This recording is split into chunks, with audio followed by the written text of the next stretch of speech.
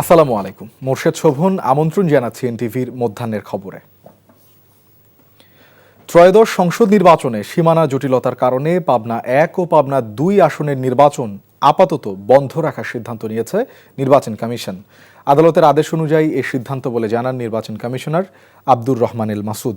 এনটিভিকে তিনি মুঠোফোনে জানান, সুপ্রিম কোর্টের আপিল বিভাগের আদেশ অনুযায়ী ওই আদালত কর্তৃক পরবর্তী সিদ্ধান্ত না দেয়া পর্যন্ত পাবনা 1 ও পাবনা 2 আসনের ভোটের কার্যক্রম আপাতত বন্ধ থাকবে। ঘোষিত তফসিল অনুযায়ী 12 ফেব্রুয়ারি অনুষ্ঠিত হবে ত্রয়োদশ জাতীয় নির্বাচন। একই দিনে জুলাই সনদ বাস্তবায়নে গণভোটও হবে। দেশের ইতিহাসে প্রথমবারের মতো একই দিনে জাতীয় নির্বাচন ও গণভোট অনুষ্ঠিত হতে যাচ্ছে।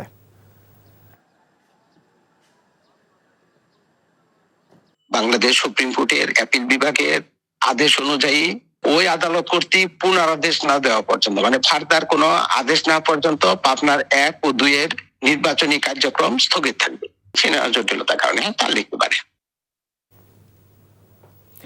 ত্রয়োদশ জাতীয় নির্বাচনে প্রার্থিতা ফিরে পেতে ও মনোনয়নপত্র বাতিল আদেশের বিরুদ্ধে নির্বাচন কমিশনে আপিল আবেদনের শেষ দিন আজ।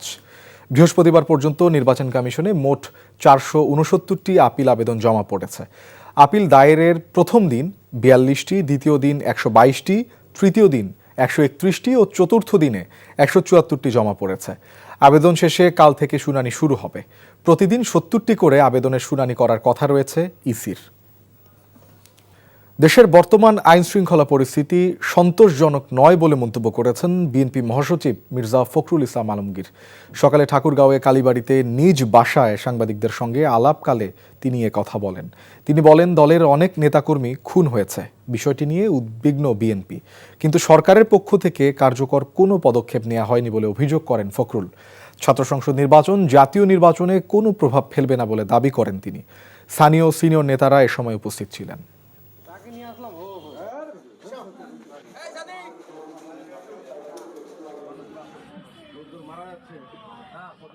গোটা দেশের মানুষ তো অপেক্ষা করছে নির্বাচনের জন্য, কিন্তু আইন শৃঙ্খলা পরিস্থিতি যেটা দাঁড়িয়েছে সেটাতে আমি আপনার খুব সন্তুষ্ট হতে পারছি না। কারণ যে হারে রাজনৈতিক নেতৃবৃন্দকে খুন করা হচ্ছে, বিশেষ করে আমাদের দলের অনেক কয়েকজন নেতাকে হত্যা করা হয়েছে, খুন করা হয়েছে, আমরা এটা তীব্র নিন্দা জানিয়েছি, ক্ষোভ জানিয়েছি, কিন্তু সরকারের তরফ থেকে সেই ধরনের যে একটা ইফেক্টিভ ব্যবস্থা সেটা কিন্তু গ্রহণ করা হয়নি।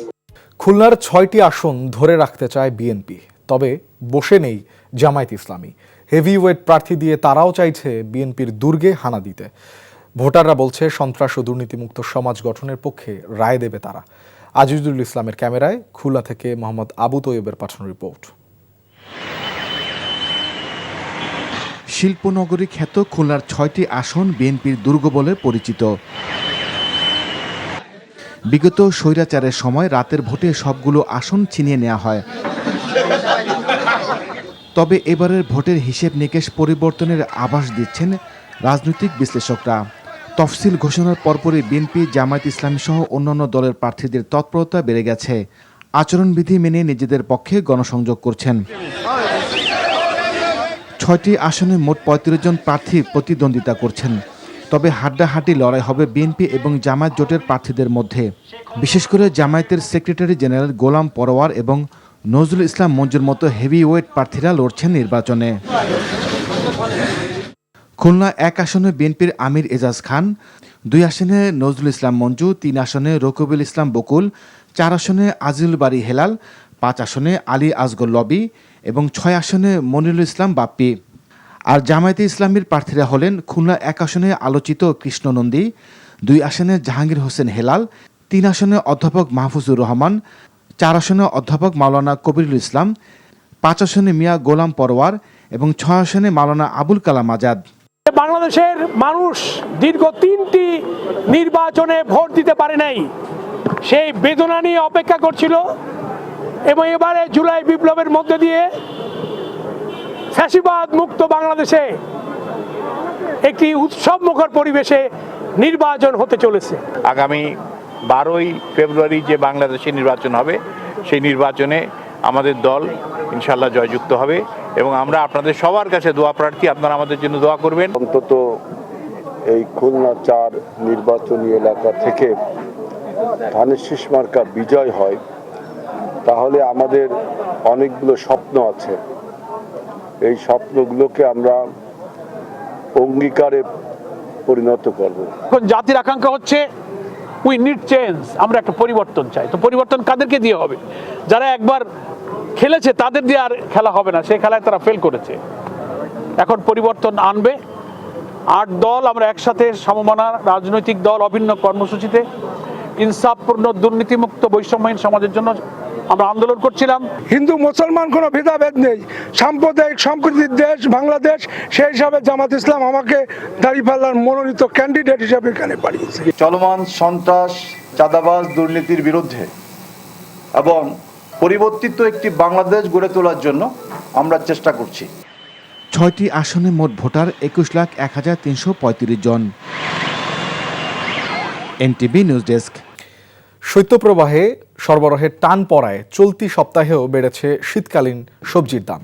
10 টাকা বেড়ে মূলা, ফুল ও বাঁধাকপি বিক্রি হচ্ছে 40, আর শিম 60 টাকা।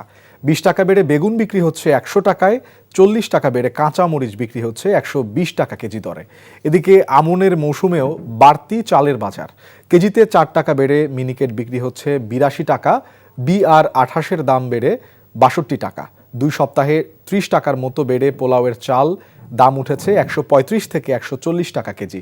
বেড়েছে মুরগি ও ডিমের দাম।